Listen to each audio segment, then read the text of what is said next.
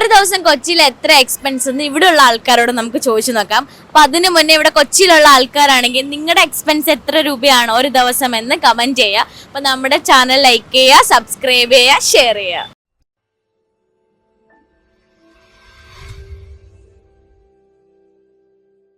ഒരു ദിവസം കൊച്ചിയിൽ എത്രയാവും എക്സ്പെൻസ്? അയ്യോ, അത് നമുക്ക് അങ്ങനെയില്ല, സിമ്പിളാ. ഞാൻ ഇപ്പോൾ ഇവിടെ വെറുതെ വന്നതാ, കൂട്ടുകാരൻ്റെ അടുത്ത് പരിപാടിക്കായിട്ട് വന്നതാ. നമ്മൾ അറിയില്ല കേട്ടോ അങ്ങനെ കറക്റ്റായിട്ട്. വിവാഹം കഴിക്കുമെങ്കിൽ ജോലി ഇല്ലാത്ത പെൺകുട്ടിയെ വിവാഹം കഴിക്കോ? കഴിക്കും. എന്താ?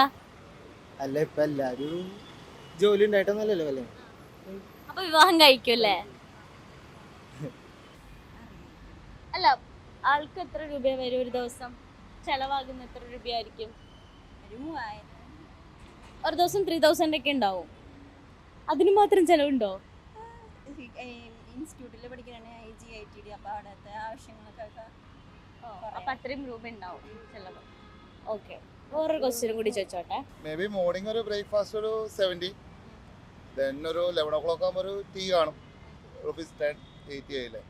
ലഞ്ച് ഓൾമോസ്റ്റ് ഒരു 110 അല്ലെങ്കിൽ 120. പിന്നെ ഈവനിങ് സ്നാക്സ് ആൻഡ് ടീ ഒരു ₹30. മിക്കപ്പോഴും ഞാൻ ഡിന്നർ സ്കിപ്പ് ചെയ്യുകയാണ്, ഐ മീൻ ഡയറ്റിങ്. സോ അപ്പോൾ എങ്ങനെ പോലെ അറൗണ്ട് ₹200 അപ്പൊ ഒരു ദിവസം 200 മാത്രമേ ഉണ്ടാവുള്ളൂ. അപ്പൊ അതിൽ കൂടുതൽ കൂടിയിട്ടുണ്ടോ കുറഞ്ഞിട്ടുണ്ടോ? കൂടാറുണ്ട്. ചില സമയത്ത് നമ്മളിപ്പോൾ നൈറ്റ് ചിലപ്പോൾ നമ്മൾ ഡിന്നറൊക്കെ കഴിക്കാൻ ഫ്രണ്ട്സിൻ്റെ കൂടെ പോകുമ്പോൾ തന്നെ നമുക്ക് കുറച്ചുകൂടെ കൂടും, ഒരു 1000 വരെയൊക്കെ ആവാം. അപ്പൊ 200 ഉണ്ടെങ്കിൽ ഒരു ദിവസം സുഖമായിട്ട് പോകും. സുഖമാണെന്ന് പറയില്ല, ഓക്കെ ആയിട്ട് പോകും. എനിക്ക് മാക്സിമം 300 മാത്രമേ ഉണ്ടാവുള്ളൂ. ഫുഡൊക്കെ ഇൻക്ലൂഡഡ് ആണോ? ഞാൻ PG-യിലാണ് നിൽക്കുന്നത്, അപ്പോൾ കുഴപ്പമില്ല. PG-യിലാണ് നിൽക്കുന്നത്. അപ്പൊ അതുകൊണ്ട് ഫുഡിന് അധികം പൈസ ഉണ്ടാവില്ല. ഒരു ദിവസം 300 ഒതുങ്ങുമല്ലേ? അപ്പൊ 300 കൂടിയിട്ടുണ്ടോ അതോ കുറഞ്ഞിട്ടുണ്ടോ?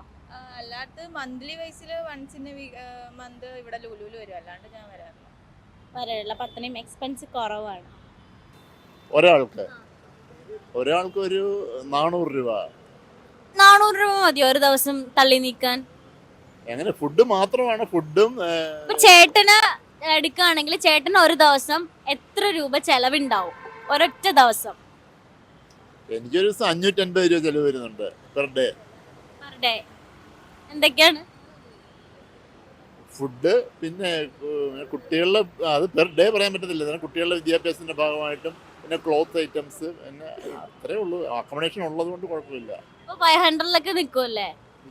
അതാ ആ ചെലവ് എന്ന് പറഞ്ഞാൽ ഇപ്പൊ നോമ്പായതുകൊണ്ട് വൈകുന്നേരമാണ് ചെലവ്, കാലത്തൊന്നും വേണ്ടല്ലോ. വൈകുന്നേരം നമ്മൾ ജ്യൂസ് ഉണ്ടാക്കും, ഫ്രൂട്ട്സ് കഴിക്കും, പിന്നെ സ്നാക്സ് കഴിക്കും, പിന്നെ നിസ്കരിക്കും. അതായിട്ട് രാത്രി നാസ്തയിൽ ഇഡലി, ദോശ അല്ലെങ്കിൽ ഇടിയപ്പം, അങ്ങനെ വെള്ളം അത് കഴിക്കും. അതിന് ഇത്ര രൂപ ചെലവ് നല്ല ചെലവുണ്ടാവും.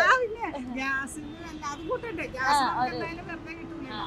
അതും ഇതെല്ലാം കൂടി നല്ല ചെലവ്. ഞാൻ ഒരാളാണ് താമസിക്കുന്നത്, മക്കൾ 3 ഗൾഫിലാണ്, ഞാൻ ഒറ്റയ്ക്ക് താമസിക്കുന്നത്. അപ്പൊ ഒറ്റയ്ക്ക് താമസിക്കുമ്പോൾ നല്ല ചെലവുണ്ടാവും. പിന്നെ എന്നാലും ഒരാളാണെങ്കിൽ 1 ഗ്രാം അരിയാണെങ്കിൽ അരി അടുപ്പത്തിടാതെ ചോറുണ്ട്.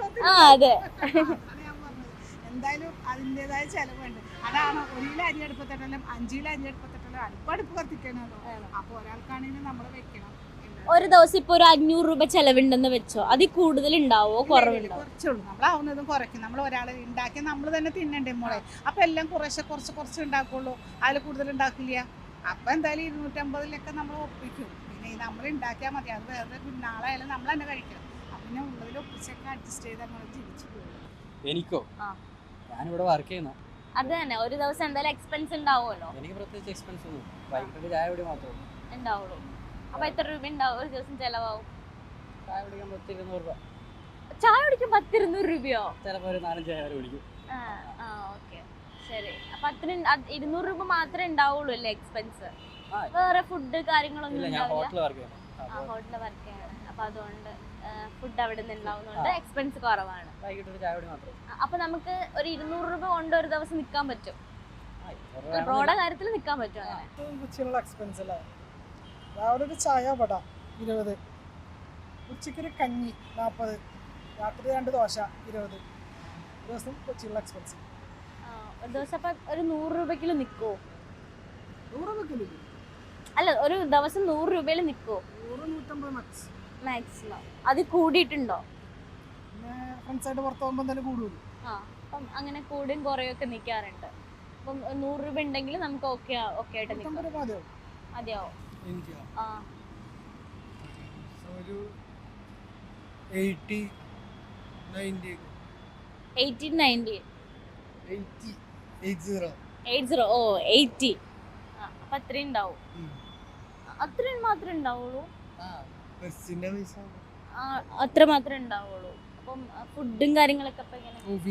ഓഫീസിൽ നിന്ന് കഴിക്കുന്നതുകൊണ്ട് വെറും 80 രൂപ മാത്രമാണ് ചെലവാകുന്നത്. ദിവസം ഇപ്പൊ ബ്രോയുടെ കാര്യം പറഞ്ഞാൽ മതി. എന്റെ കാര്യം എന്ന് വെച്ചാൽ എന്റെ ചെലവും കാര്യം ഇങ്ങനെ പോലെ ഒരു 3000 ഒരു ദിവസം വേണം ഫുൾ ചെലവ്. ഒരു ദിവസം 3000 രൂപ. എല്ലാ കാര്യങ്ങളും കൂടി കൂട്ടി ഒരു 3000 നമുക്ക് വേണം ചെലവ് കാര്യം. ഓ വീട് ഇവിടെ ആണോ? അല്ല എന്റെ ഒരു തിരുവനന്തപുരം. അപ്പൊ ഒരു ദിവസം 3000 ഉണ്ടാവും. എനിക്കാ ആ. ഞാൻ പൈസ ഒന്നും കൊടുക്കൂല. അല്ല ചെലവുണ്ടാവുമല്ലോ നമുക്ക്. ഒരു 200 രൂപ ഉണ്ടാവും. ഫുഡൊക്കെ ഒരു ദിവസം മൊത്തമല്ലേ? ആ. അപ്പൊ ഒരു 1000. 1000 200 രൂപ 1000 ആയാ? ആ രാവിലെ ഉച്ചക്ക് വൈകുന്നേരം ഫുഡ് വേണ്ടേ?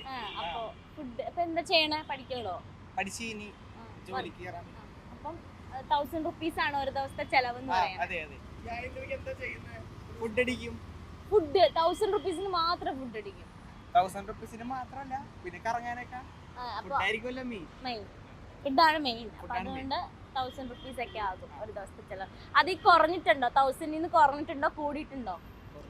കുറഞ്ഞിട്ടുണ്ട്. ഉണ്ടല്ലേ? പിന്നെ ഇവിടെ ബഡ്ജറ്റ് ഫ്രണ്ട്ലി ആയിട്ടുള്ള കടകളൊക്കെ ഉണ്ടല്ലോ. അപ്പൊ അതുകൊണ്ട് പൈസ ഇല്ലാത്തവരായിട്ട് ജീവിക്കണം. പൈസ ഉള്ളപ്പോ റിച്ച് ആയിട്ട് ജീവിക്കാം.